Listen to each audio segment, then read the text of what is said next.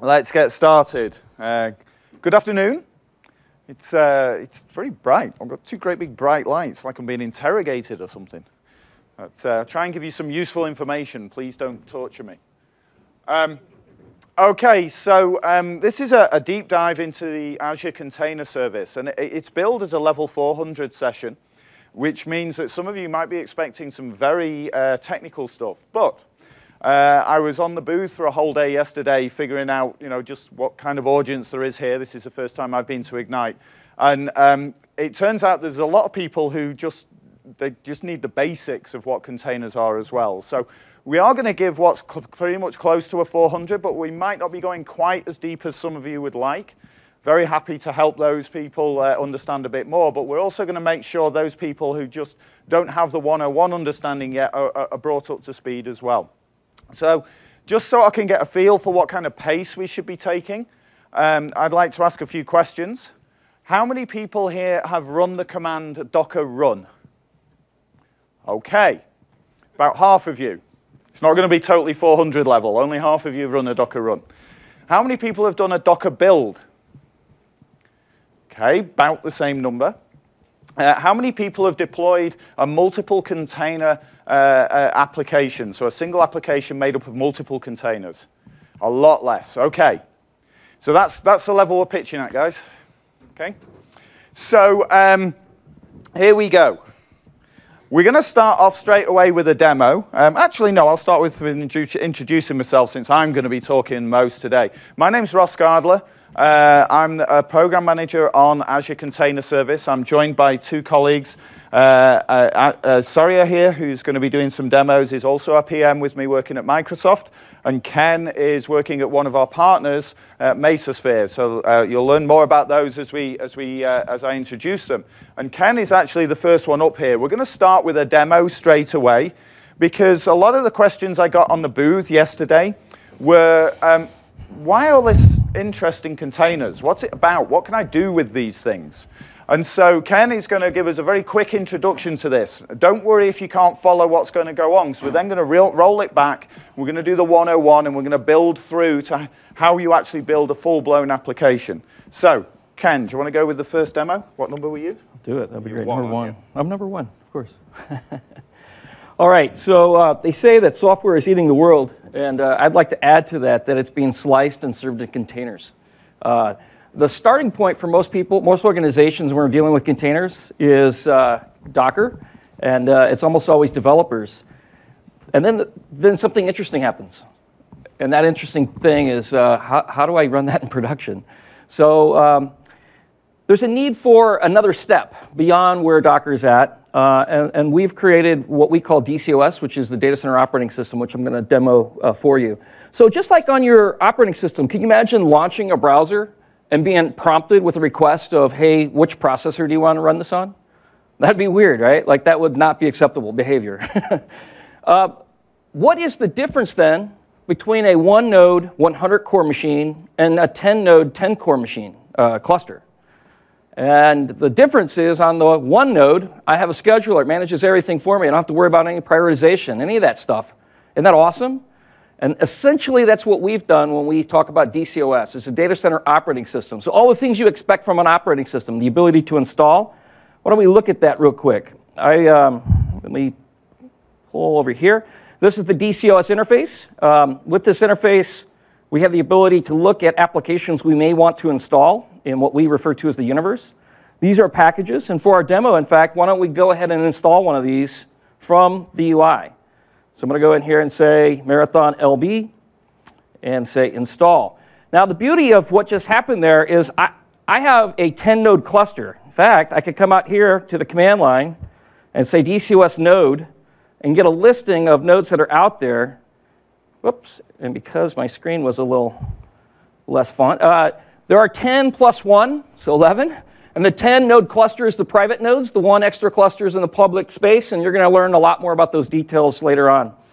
And I didn't have to tell it where to go. I didn't say anything about where this should land. All those instructions, that behavior, the constraints, all that information is stored elsewhere or is just pseudo-random, which is great, right? You don't have to worry about it.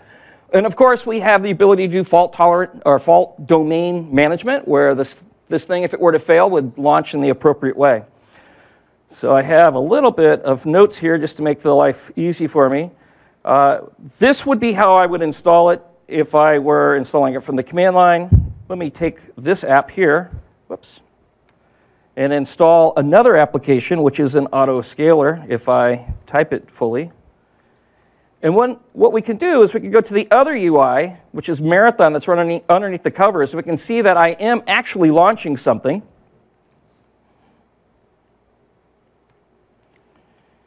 And just to complete this out, I have Nginx that I'm launching. I have a thing called Siege, which is actually just an application that's hammering on top of Marathon. And if what we can do here is we can see that all those applications are running. And at this resolution, which I did not practice with, I can see that each one of these is running one instance. But I could also go in here and say I want to scale that. And let's say we're scaling that to 15. Or maybe we want to scale it to something large. Let's scale it to 50. Now at this time, I'm scaling something that is hammering on the other applications. Because of that, it needs to respond. In that response, we see that we are adjusting. If you zoom in a little bit, you'll see that Nginx is auto-adjusted to 7 now. If we were to scale down, it would also respond in like manner. So we have the ability to launch applications from the command line. I could actually scale them from the command line. I have a RESTful endpoint where I could automate this with whatever services are integrated with whatever I have in my data center. And that's kind of where we see the future going. And I'm going to hand it off to Sori. All right, I'm going to do a one-on-one on Windows Server containers. So let me just switch the monitor to 8. Yes. Yep. So this is a Windows Server TP5 image. I'm just going to show you the details of it. So I'll do Docker info.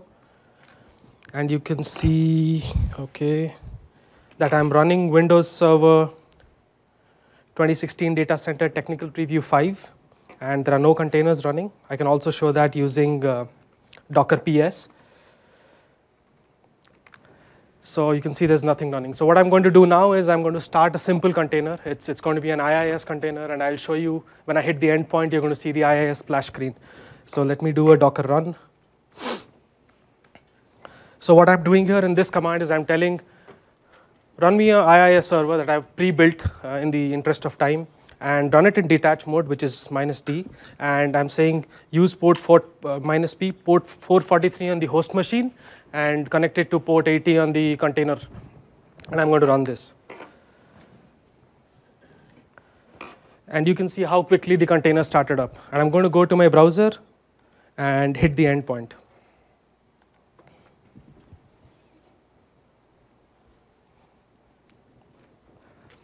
So that's it. And as you can see, how quickly a container started up. So let me go ahead and move to, yes, what is that? Yeah, that's 5. 5, okay.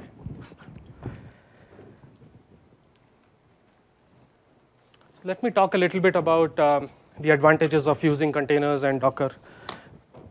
The first advantage is the fact that it's faster. It's faster because we are no longer spinning up an entire OS stack. Containers, as you know, share the kernel space.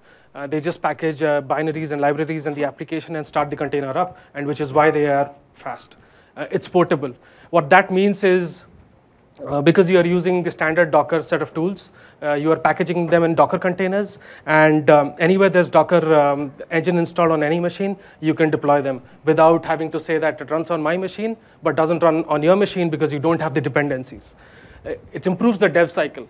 And why does it improve the dev cycle? Now you are able to use the standard set of commands, very small set, Docker build, Docker run. There's of course more to it, but with these few set of commands and the fact that you can push and pull from the registry and the fact that you can run it on all machines that have Docker engine installed on it, it becomes faster.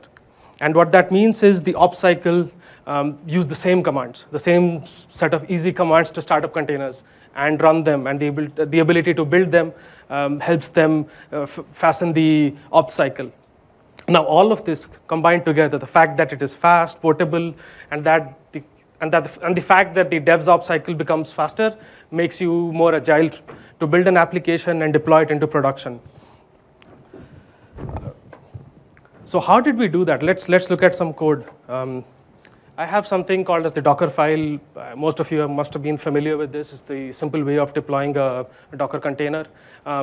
The first step is, so this is a very simple format. There are more details that you can put into this. What the first line is it tells from where you're going to run the container. You're going to give it a base image, like the one that I run. It was from Windows Server Container, and it was an IIS image already existing in the Docker Hub registry. And you do copy some content. You copy code from source to destination. The source is basically your local file system, and then the destination is the container workload.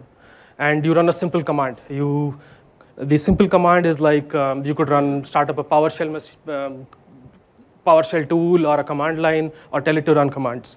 So the Dockerfile in its simplest format is like this, but then you could add more information. There are more tags like labels, wherein you give metadata information. There is something called as N, wherein you give all your environment variables. So it's end-to-end. There's quite a lot of it. And there are also articles on the best practices on to write Docker files. So what does this mean? What does this mean to the build and run cycle of an application? What is the dev? So say we have a developer today who's writing code, and he wants to make a small change. Once he makes the small change, he can use the simple command of Docker build and give it a tag. A tag is basically associated with the build to identify the container image that you are deploying. And he can run Docker build and build the container. The next step, of course, is to test it out by running it. And he's going to run it by giving the same container name that he tagged with. Now, of course, before deploying to production, you will have to test it out. What that means is, again, in the test environment, you're going to have to build it and make sure that it actually builds and is not broken, and then you run it. You could either do it in a simple way, have somebody do it, or you could set up a CI server like Jenkins to do it for yourself. And once you do that, you push the container to a repository, a central repository that you have. It could either be on Docker Hub or a private registry that you've set up. Now, when you come to the ops cycle, the fact that you have to deploy it to a production environment, you can have the ops guys run the same command again. It's Docker run, and using the same container name that you have. So all of this, as you can see, it's a standard Docker toolset. It's very simple to use, and it makes life a lot easier for everyone. Now, what I've shown you is basic 101 of running one container application. In reality, when your application has lots of moving parts, lots of containers that talk to each other and kind of run in production. Ross is going to take from here and talk to you about deploying complex applications on ACS. Thanks. Okay. Thanks, Surya. So as Surya said, what we've seen is the 101. This was Windows Server containers, but it's exactly the same if it was Linux. And everything we're going to look at from the rest of this on is Linux containers. And we also saw at the very beginning there the end goal, this ability to auto-scale, to build big applications, etc. So we're going to build now from this 101 all the way through to being able to see how to build and deploy that large auto-scaling application. And in order to do that, you need what's already been talked about. You need a number of agents, a number of nodes on which these containers are going to run. And then you need some way of deciding where they're going to run. You saw DCOS from Ken, and you also saw Swarm from Surya. And that's what we have in Azure Container Service. Why a choice? Because choice is good. There's a lot of innovation in this space right now. And there are advantages and disadvantages to each of those orchestrators. There's also the need to be able to choose what's optimal for your space. What's the right thing for you to run on? But the key thing of what we deploy in Azure Container Service is that it's only open source code. So everything that we're doing inside of Container Service is open source code, and that means something very important. You can take the exact same setup and run it wherever you want. You can run it on your laptop. You can run it in your dev environment. You can run it in the cupboards, in the machines in the cupboard, or your multi-million-dollar data center. You can even run it on a competitive cloud if you want to. You're not going to want to, but you could. And so what that means is you not only have portability of the containers, which is something that Soria talked about, that this Docker image format and the standard way of building these containers gives you portability of container. You're also going to have portability of your application, so multiple containers. So when you've defined all the rules and how things want to be deployed and you send your containers out across your cluster like this, it doesn't matter where your cluster is running. You can use the same open source tooling to deploy it wherever you want. So what exactly are we providing? If the software is all open source, what are we providing inside of Azure Container Service? Well, first of all, we're providing infrastructure. And I'm guessing that you've heard a few presentations claiming that Azure's the best cloud in the world. We're the enterprise cloud, we're the hybrid cloud, etc. It's all true. And that's why the infrastructure is really, really important. We're providing world-class infrastructure on which to build and run your container applications. We're partnering with key people in the ecosystem. We're leveraging the innovation that we're seeing in the ecosystem through people like Mesosphere, where Ken works, but also Docker. You heard the announcement yesterday morning about a further engagement with Docker to bring you the commercially supported Docker engine inside of Windows Server 2016. But these are the open source pieces at this point because we want that portability. Once you have that, we make it easy for you to deploy. So we provide an ARM template. Azure Container Service is a resource provider. So we take the many thousands of lines of code that it takes to configure the infrastructure and the software that is running on top of it, and we distill that down to just tens of lines of ARM configuration code. We also provide CLI, et cetera, et cetera. And so you don't have to worry about how to optimize that software to run in Azure. We worry about that for you.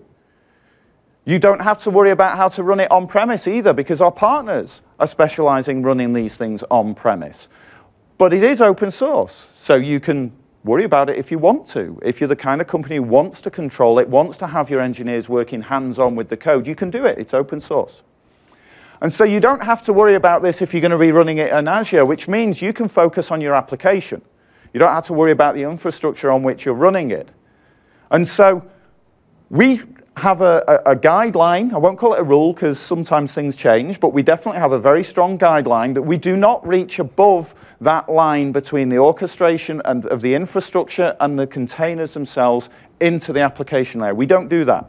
There are environments that will do that. There's plenty of PaaS platforms that will do this, and they have opinions about how you should build your application. And that can bring significant advantages if the decisions made in that PaaS platform suit your use case, but it's significant disadvantages if it doesn't suit your use case.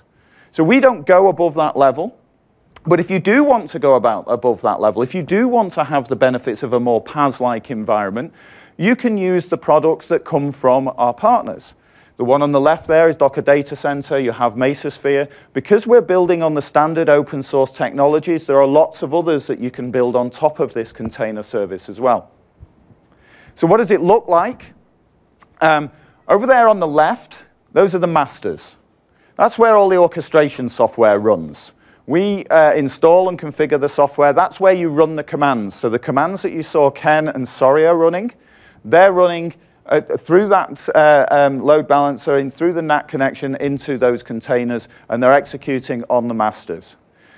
This middle box is your public agent nodes. This is where any container that needs access to the outside world or is going to be accessed from the outside world, they're going to run here. So typically, you'll put your load balancer on there. You saw Ken deploy a load balancer. That's where it went. It went onto the public node because the load balancer needs to be able to talk to the outside world. On the right-hand side is the private agents. These are not accessible directly to the outside world. So when you deploy your Nginx applications, like Ken did earlier on, or your IIS application that Soria did, that goes onto the private nodes, and you route through it through the load balancer, and so on. Now, I often get asked, why do I have to have my own load balancer inside of the container application? Why can't I just use the Azure load balancer? Well, you can. You don't have to have a containerized load balancer inside your application. But if you use the Azure load balancer, you've got some configuration of your application dependent on the infrastructure that you're running it on, which reduces your portability. Fine, you can do that. It's a good choice. There are some advantages in doing it. Taking out another hop in the network, for example, can be a significant advantage. But we don't require you to do it. You might want to be able to run the whole application in a different environment on your developers' laptops, on your test center, wherever. If you build containers into your, load balancers into your application, you can do that with no code changes. So what all this does is it allows you to build for flexibility, to build your applications for flexibility. And as Soria said in his introduction, it brings a lot of agility to you. You can be agile all the way through from dev all the way through to ops. And what this is doing is it's making real many of the promises of the DevOps movement that is beginning to lose its shine right now. But there is a lot of benefits through having the agility and the flexibility that this kind of infrastructure provides you. But what should my application look like? How do I build an application that's containerized? If you imagine that this is just a small part of an e-commerce application, the piece on the left is doing order processing, and it's got stock control, and it's got picking lists and things like that. And then you've got the picker, which is a human being going out into the warehouse and filling in a report and so on. On the right-hand side, you've got the finance systems. The finance systems know how much stock is worth, what the value of the company is, what outstanding invoices there are, etc. And then you have the stock item, which is kind of a boundary object between those two systems. So this, when you draw it like this, looks like a monolithic app. And I'll bet many people in this room have an application that's monolithic. It looks like this. It's probably got a whole bunch of other things attached to it. That can be a container. If it runs on a VM, it can run in a container. There's nothing magic about the software that you're building here. But putting it in a container gives you some significant advantages. How many people have heard the term microservices? Yeah, not surprising. Pretty much everybody. It's a buzzword that's around at the moment, and people love microservices. I try not to use the term microservices. I'm going to say it about 5 times in the next few minutes, and then hopefully I won't say it again. The reason I don't like microservices is because of those people who said they'd heard of it, how many of you feel you can define what a microservice is? Not one person. Not even me, and I'm on the stage. I have no idea what a microservice is. Is it this big or is it this big? Do I care whether it's that big or that big? It's the promise of microservices that's important, not the actual name microservices. Now, there is a great book, apart from the fact it has the name microservices in the title, by Sam Newman. Sam Newman spends about 350 pages, and I took 2 things from his book. I took lots of things, but 2 things that are in these slides. The first one is he talks about microservices give you loose coupling. That's the idea that a change in one part of the system doesn't affect another part of the system. And high cohesion. Related behavior should stick together in one place, and unrelated behavior goes elsewhere. Now, does anybody remember why we were so excited about service-oriented architectures, about object-oriented, about et cetera, et cetera, et cetera? Do you remember, or do you have a question? You remember, yeah. And down here too, I do. And there's been loads of things over the time. This is not a new concept. This is not about microservices. This is about how we should be building software. So that's why I don't use the term microservices. I like to talk about smaller services. And containers give you all the benefits of smaller services. Now, don't get me wrong, microservices have their place. There's some great innovations happening in that area, but don't equate containers to microservices. You can do microservices in containers. You don't have to do microservices in containers. You can do monoliths, like the other version of this slide. The colors aren't showing up so well, but what I'm trying to show here is you can break that monolithic application up into 2 separate components. The logical breaking initially would be the order processing system on the left and the finance system on the right. Okay, that's great. Now I can scale up the order processing faster than I can scale, or independently rather, of the finance system, which is likely what I actually want to do in reality. I just want to run a report every now and again, make sure I've got the right data, but I don't need to respond to orders instantly in the finance system. As long as it happens at some point, I'm happy. Whereas responding to orders in the left-hand side, that needs to happen quickly whenever we need to. Then you get to the point you say, well, actually, you know that forklift and the picker who's going around the warehouse and filling in a form to say, yes, I've done that, that kind of goes at human speed. It doesn't go at computer speed. So you don't actually have to have that scaling up at the same time as your order processing system that's checking you actually have stock in and responding back to the customer. So maybe then you break those apart. You could go all the way and say, well, actually, everything should be a separate service. The point of this is, I don't know what a microservice is. I don't know what point breaking this down it becomes a microservice versus a monolith. But I do know that breaking it down is something that I want to do, and I do know that containers make that really easy for me. And we'll show exactly how that works in the next demo. Sam Newman, this is the second thing I want to quote to you from his book. You really should read the book. It's called Building Microservices. It's from O'Reilly. It's an excellent book. I've never yet put it up there and somebody say, why are you quoting this guy? Everybody who comments says it's great. He says, err towards the monolithic side. There's a number of reasons why he says that. The first one is that if you get the boundaries wrong, it can create problems. You can create chatty services. He's also saying that moving the boundaries in is much easier than moving them out. Okay? So err on the side of monolithic. I've got a third reason why I think this is very good advice. We actually are pretty good at building monoliths.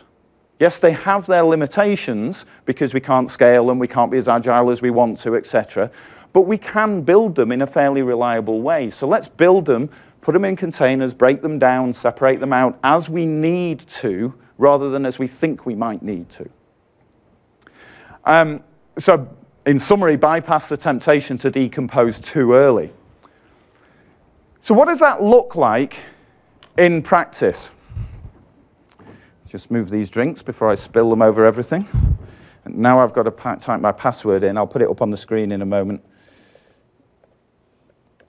There we go. And I'm on 7. Okay, so you saw a moment ago, you saw DCOS. This is a slightly older version of DCOS. This is 1.7, whereas the version that Ken was showing is 1.8. I need to upgrade this demo to use 1.8, which I have tested it. It just works. What we have here is something that's similar to that application that we talked about earlier on.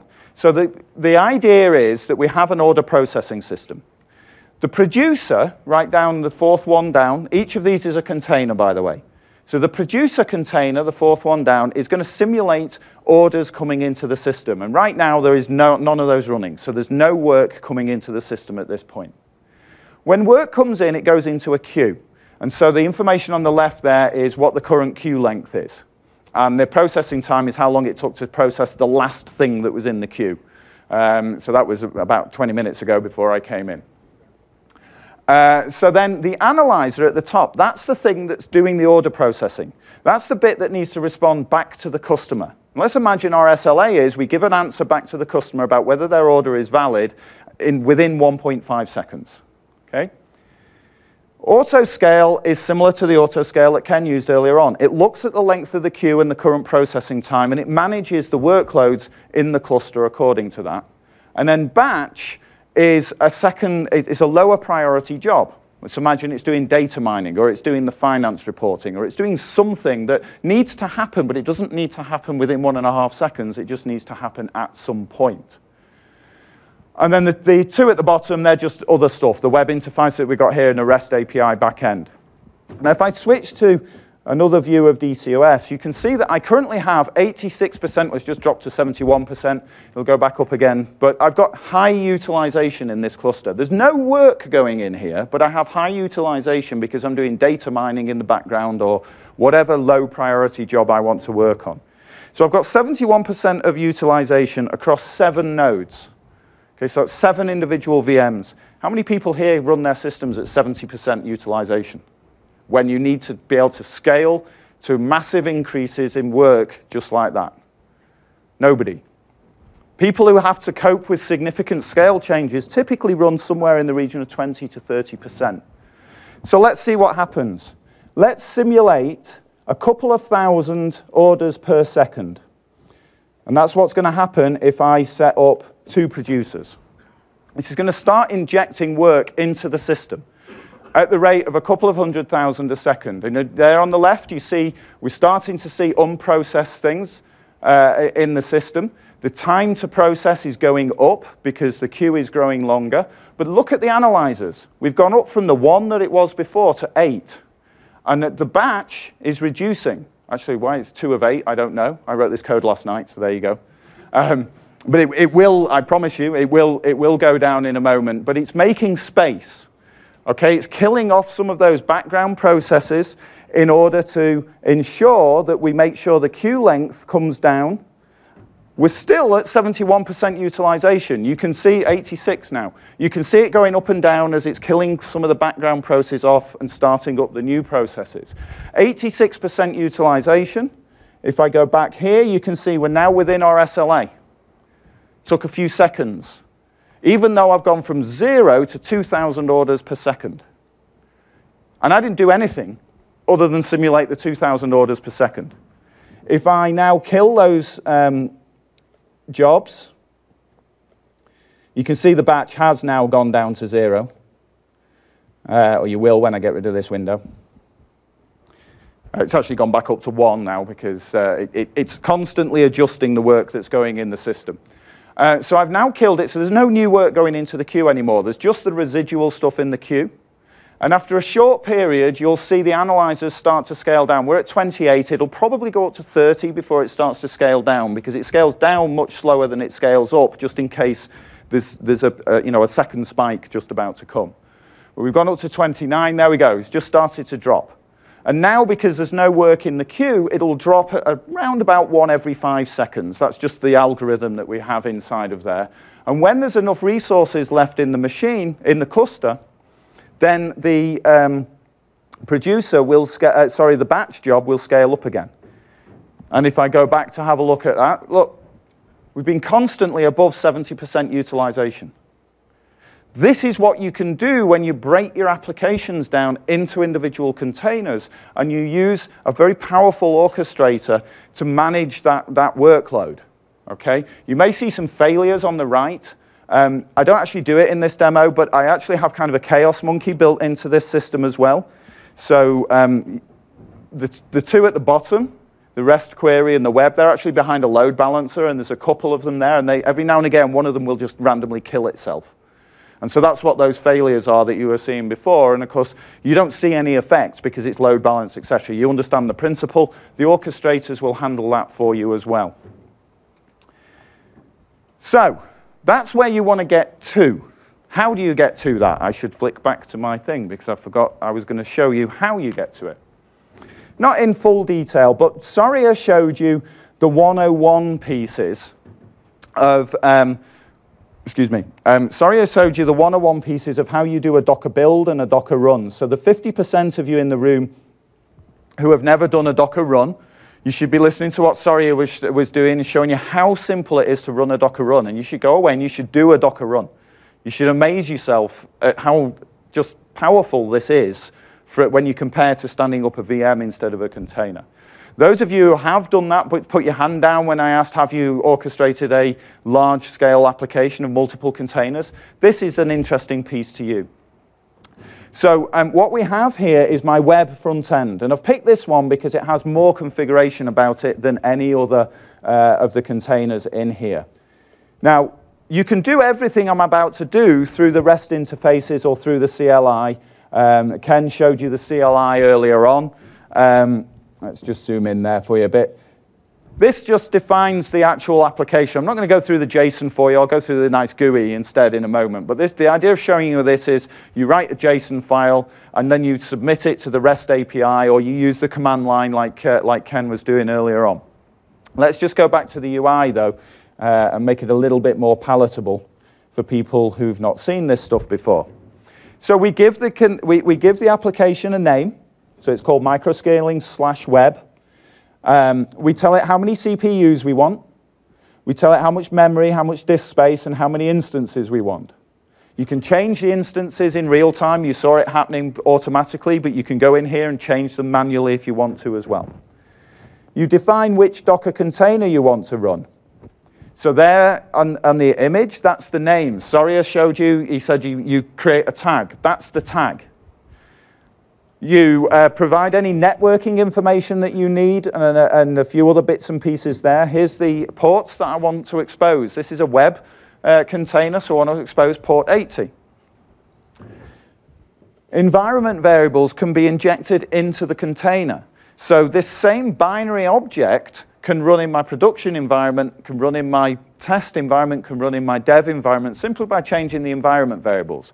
And of course, you can inject secrets and things like that as well. Everything that I'm doing here happens in Swarm as well. So Soria showed you Swarm working earlier on, and he mentioned, well, you can inject environment variables and you can open ports. It's all the same thing because we're standardizing on that Docker image. This is just one orchestrator you could use in ACS. The other one is Swarm. We'll go down to health checks. I'll skip over labels in the interest in time. So the health check, this is the green bar at the bottom that said it was healthy. This is what this is for. It makes a call to this location. It has a timeout and an interval, etc., and it decides whether it's healthy or not. If it's deemed unhealthy by the orchestrator based on the rules here, the orchestrator will kill it and start another one to make sure you've always got the right number of healthy containers. And again, if you're using Swarm, Docker Swarm, it does the same thing. Volumes we're not using in this case, but you can mount data volumes, etc. And we won't go through optional either. That's not particularly important. Well, it is, but not for the purposes of this demo. So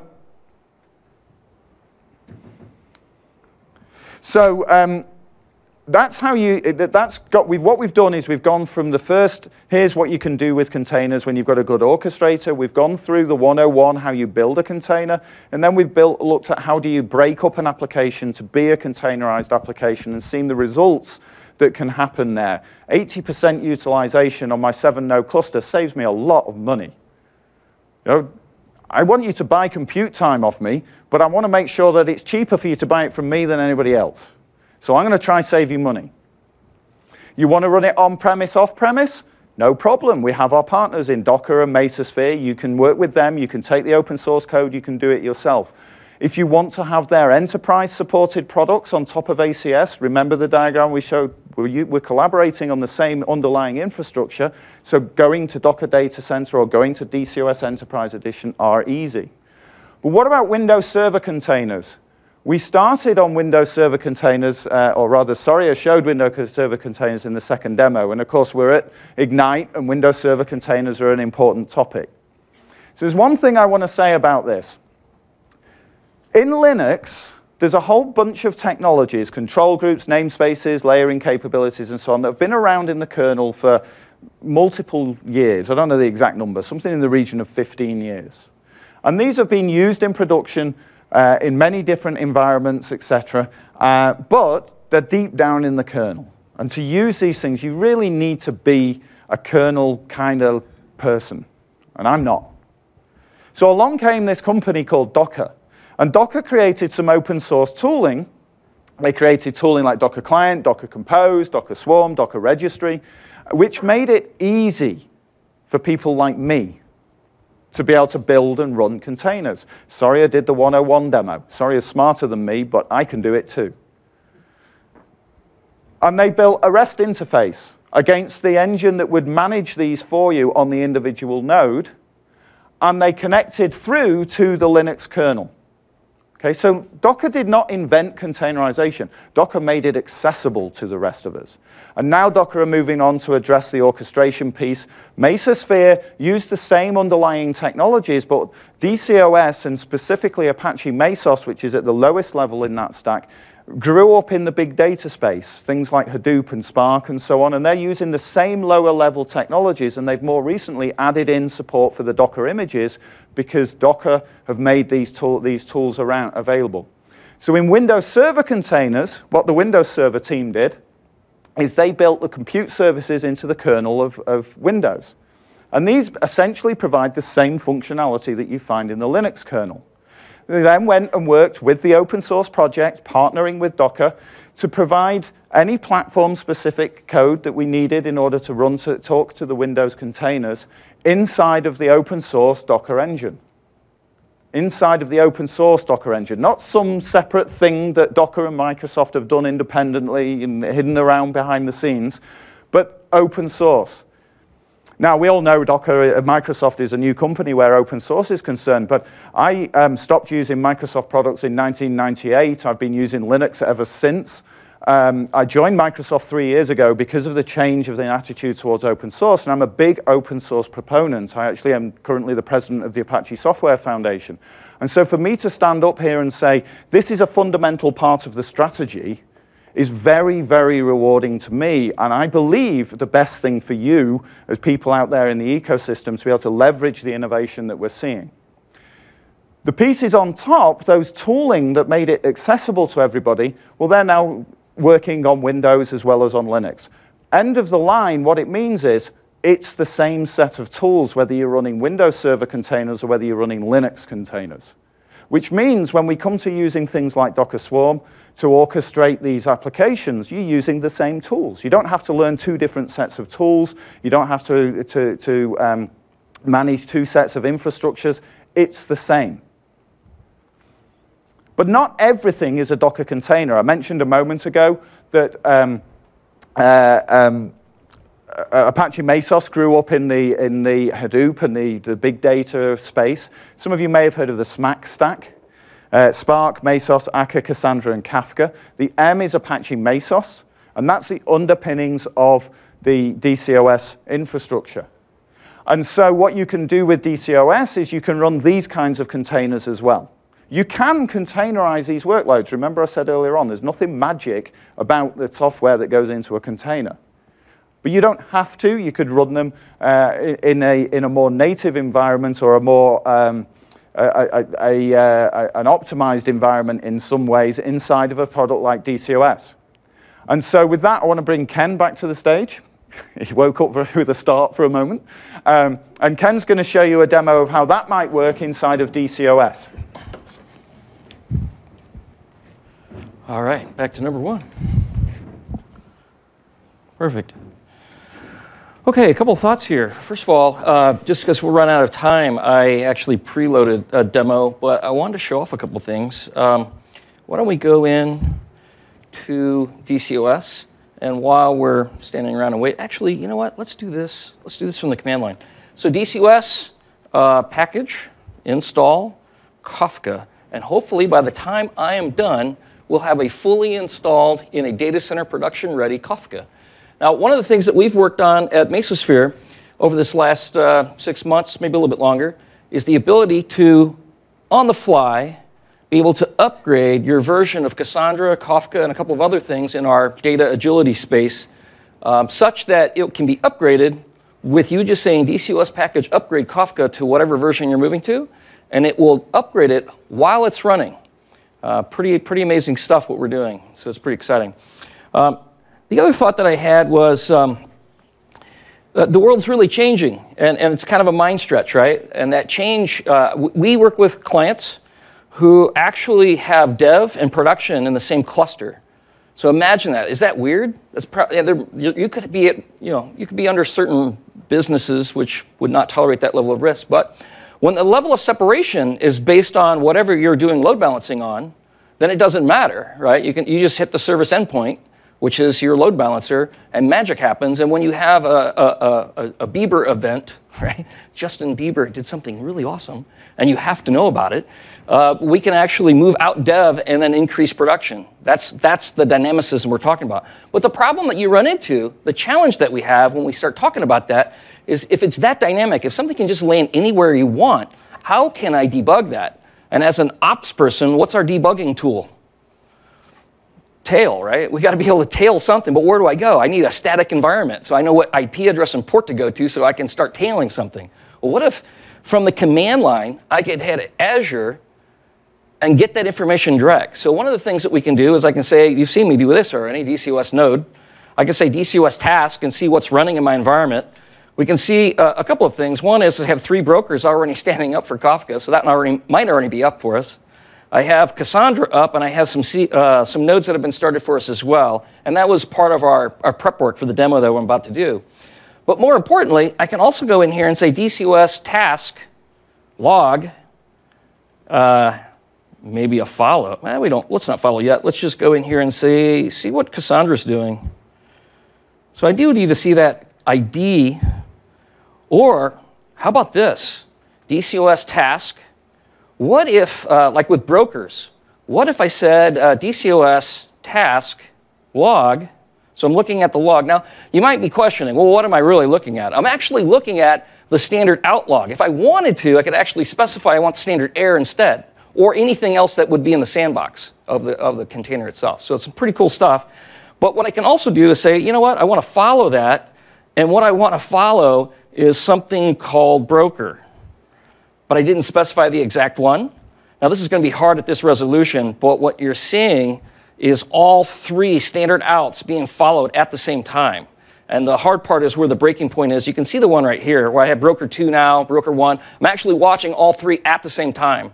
Or I could go in there and say, I want this one, right? So all of that magic is kind of there already, so to be able to debug, understand, and see what's going on in our environment. And then we can start inspecting things that way as well. So as far as the remaining demo was concerned, it was a great presentation on what we can do with data agility. We have that idea of a SMAC stack, or we also, there's an architecture out there that's commonly used called the Lambda architecture. Not Lambda as in Lambda, but Lambda as in architecture. Can be confusing, I know. And the idea of a Lambda architecture is that you have a slow track and a fast track, and we've seen this for years. When you are indexing the web and you're spidering out, you want fast indexes, but you also want accurate ones, and those are 2 different speeds. And so you may have an environment that has that similar kind of need. The demo that I have for you right now is this. I'm going to pull some data out of GitHub. I'm going to pull it through a fetcher. We've installed ahead of time Cassandra. We've installed Cairo as a way of doing time series data on top of Cassandra. And then I put in Graphanon as a way of viewing it. So let's take a look at what we have. First of all, I think we see all those things running. I went ahead and installed those ahead of time. The only complication there is I actually needed to see what those endpoints were, and they're fairly simple. It's just about getting the whatever service endpoint is. They can be pseudo-random unless you're already using a load balancer, which we could talk about if you want to come to the booth after, where we can go into a lot more detail than this. All right, so we have that up and running. Whoops. Let's go out to the actual demo. First of all, this is us looking at Cairo, but that is less interesting. Let's look at Graphite. Here, the one difference is I actually need to import the layout of this thing. Oh, and I did a cleanup. That was not smart of me. There was one thing I should have left. There it is. All right, open that. And we can see that while we were talking, we actually had Cassandra stood up. You probably saw me get up here just as he started talking, as Ross started talking. I stood up Cassandra. I spun up a bunch of instances. They are pulling data. You can see this data is fairly up to date. Let's take a look at some things that are refreshed within the last few hours. So this is the number of pull requests happening on top of Marathon or Marathon UI or Spark. I'm actually hitting the Mesosphere GitHub repo. So other things that I would point you to that you might want to take a look at, and we'll make sure that they're available to you, is there's a great demo of Esri, which is a full Spark, Kafka, into Elasticsearch demonstration, for which there's a GitHub repo on how to stand that up, as well as a whole IoT environment where we're standing up Kafka and Cassandra. So we'll make sure you get those URLs. Excellent. Thank you. Yep. So the red light has just come on, just as you were finishing. So I shall just simply move to the last slide, because there is an important short link there for you.